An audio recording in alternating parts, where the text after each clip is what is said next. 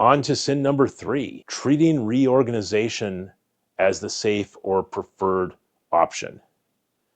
Now, sometimes it's better to go do a rebuild than it is to do a reorg.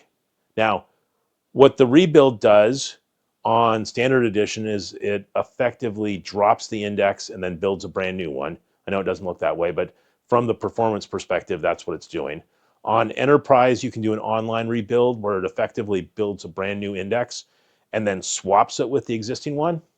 And yeah, there's some benefits to doing it there, but just saying that I'm going to reorganize all the time and never do a rebuild is not necessarily a smart thing to do, because reorganizing can create more log activity and it can't always compact lobs or large objects as well.